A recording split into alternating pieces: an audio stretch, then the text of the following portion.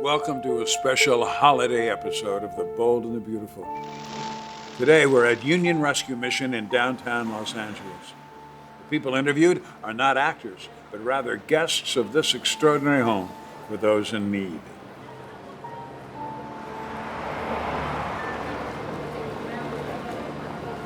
We're ready to help. You better be, because they're going to serve like 4,000 meals here today. Wow. Yeah, it's going to be very busy. We have to set up the tables, and we're going to break them down later. We're going to serve the food, and we want to greet everyone, too. Great. How's Andy and Kitty? Reverend Bales and Kitty and Chef Darren, they've been up all night deep frying these turkeys. If they seem tired, it's because they are. Now look, don't forget, don't get so busy we don't say hello to people, right? The staff and the volunteers and the residents, and most especially these folks who are living on the street.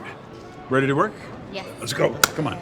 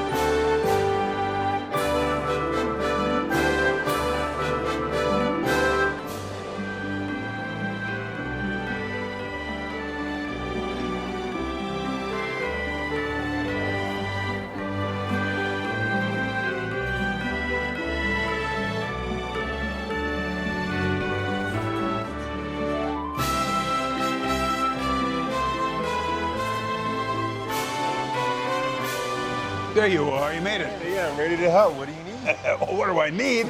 Andy, hi. There you are. Good morning. Looking good, guys. Yeah, thanks. Hey, you know what? I think we're all here. My whole gang is here. Do you have a second to talk? Of course. Good. We're going to talk for a second. Yeah, I'll find something to do. You better. I am so impressed. You really look like you know what you're doing around here. Thank you guys for coming. It means a lot. Pleasure. Let's go over here where it's quiet. So how are you hanging in there, my friend? Doing well. I've got a bit of a sore foot, but I'm not going to let that stop me. Nah, you can rise above that. I've seen you do it. Yeah. I have to ask you, what's the hardest thing about doing this?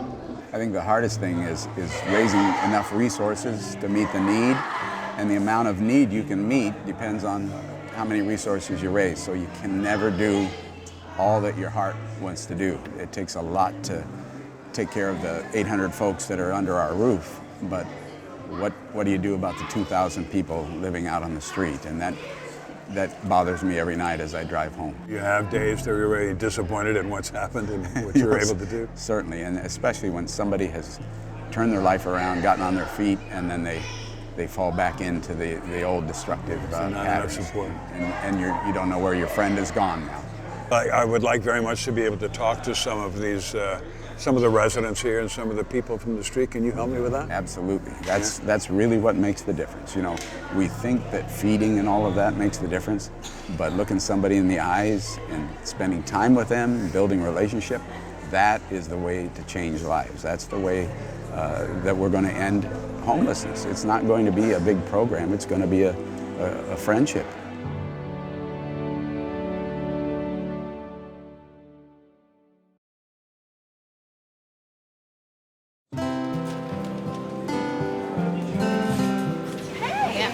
You guys, I'm really glad we're doing this. No, this is what the holidays are all about. Talking with people. And the stories. There's so much wisdom in this building. I'm glad to hear you say that. I'm so proud of you all for showing up here today. Come on, let's get to it. Okay. Yep.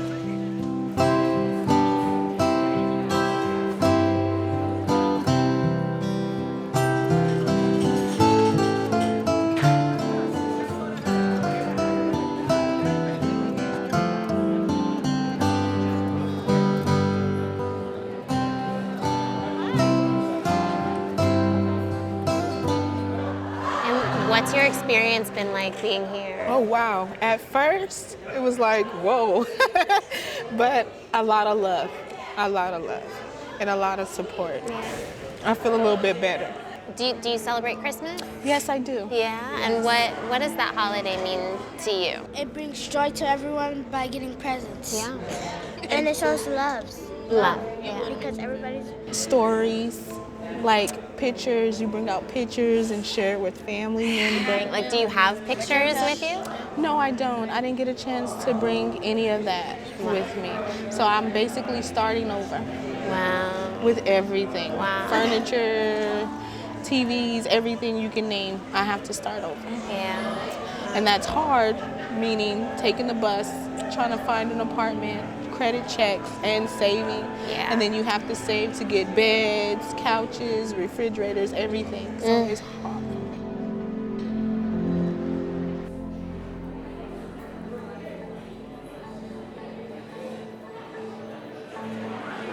Oh, that's nice.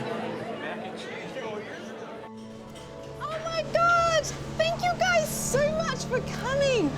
We're so glad to have you here. Of course. Oh my goodness. So I understand you've got something special for our guest later on? Yeah, we have a little something planned. Hey, perfect. I finally made the decision to come here, and it was the best move I made in my life. I had a hard time when I first got here because of the phenomenal craving was so strong. The only thing I wanted to do was go out and have one more drink. Slowly but surely, God started to relieve the craving, and I stopped having the withdrawals, and I started being able to look at myself in the mirror and accept who I was at that point, and it started to move uphill. Here, I got my sanity back.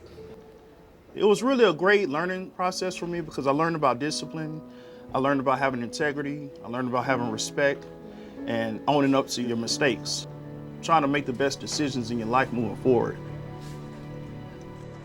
Are you in the mentoring program? Am They I have in a, a they have a program mentoring here? program here that's We have long- different churches that mentor some of the guys here. That's cool. And I've been to a couple of the churches, PCC. Well, what do you think is the best thing that they're able to do here? The best thing for you? What's the best thing they do for you? The best thing for me is take a man in that's broken from his drug or alcohol addiction, help you learn the underlying issues that want to cause you to go out and drink or use. So what do you think? What do you think that we should all ask for Christmas this year? I mean, if we could change things in this world for everybody, what do you think you should ask for? To learn how to love one another as brothers and sisters as God loves us as his children. That's what I would pray for.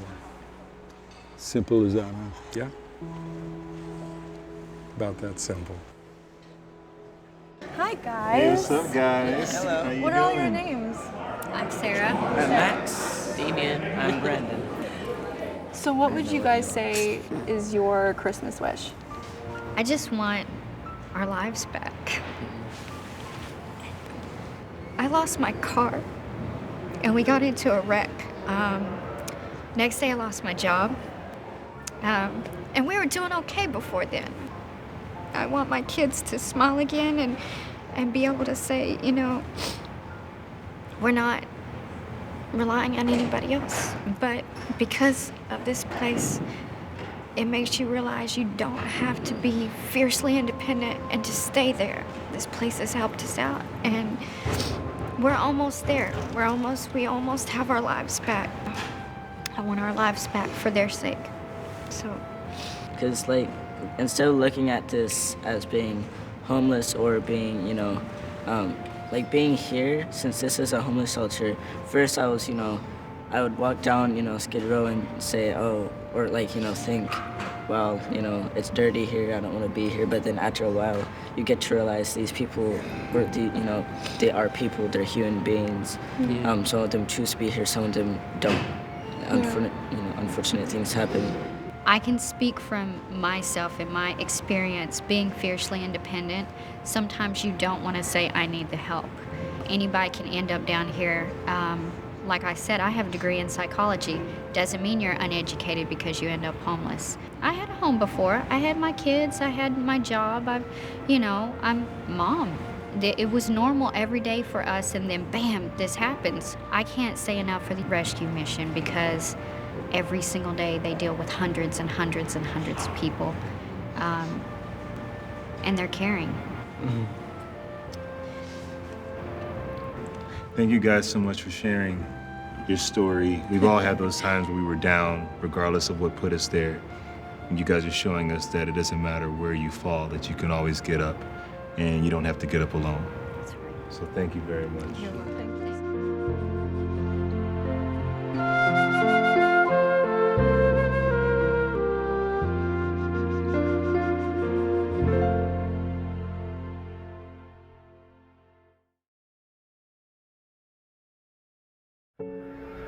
Chef Darren, you cook here all the time? Yes, sir. You're on staff here? I'm staff. I'm the dayside cook, 4 in the morning to 2 in the afternoon. And you cook, how many people you cook for every day? Every day? Approximately 1,500. You do? Every day. That's fantastic. 4 times a day. Because we have Okay. 4 different feedings. What about today now? This is like 1,000. How many people is this today? Today our goal was to feed 4,500. Yeah. I think we went over. We might be at 5,200. That's a lot of turkeys. How many turkeys? 500 small turkeys, 200 large turkeys. What do you get out of this, you, besides a nice meal once in a while? For me, it's just the satisfaction of seeing someone get the nourishment that they need. Everybody wants to feel valued. Everybody wants to feel needed. So me, as a cook, as a chef, as a server, every day I come in to work, my goal is simply to make someone feel valued. And I do it with food.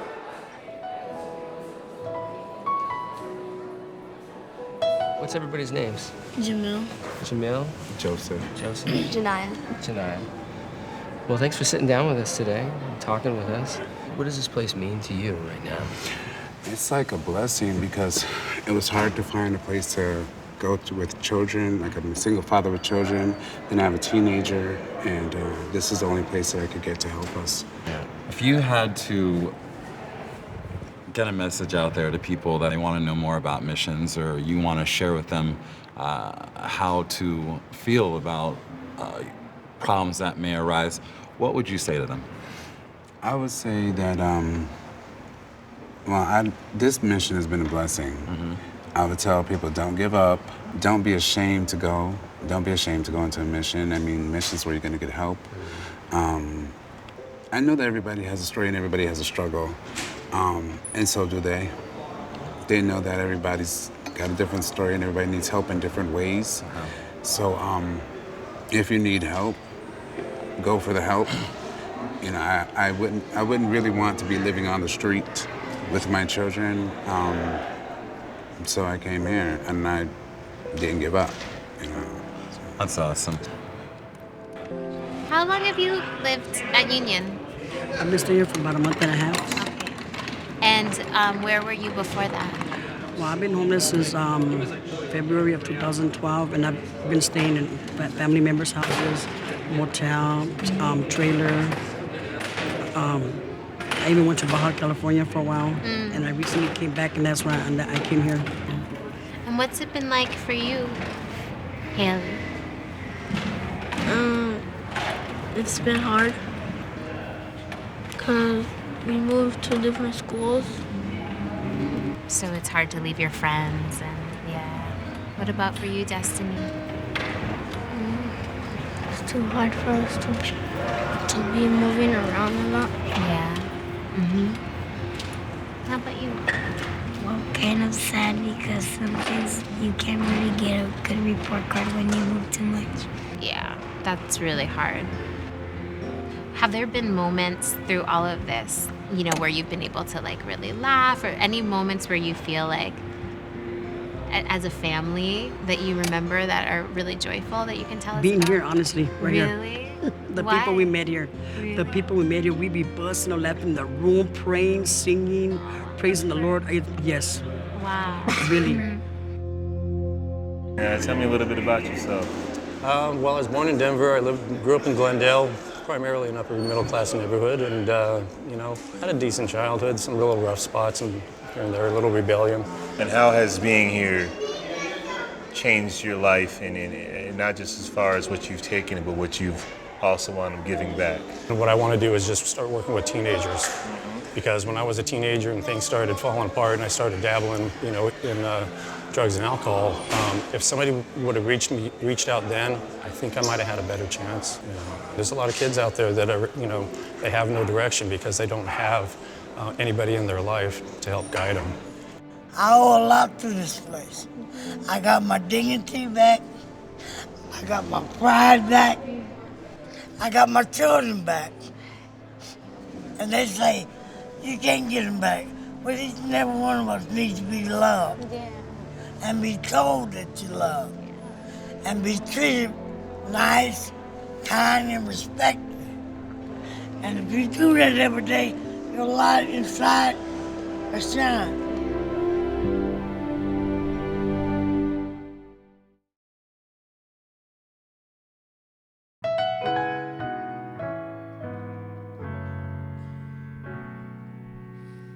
As the year comes to a close, was it everything you hoped? So many challenges and struggles can make it hard as we go through our day and search for a way.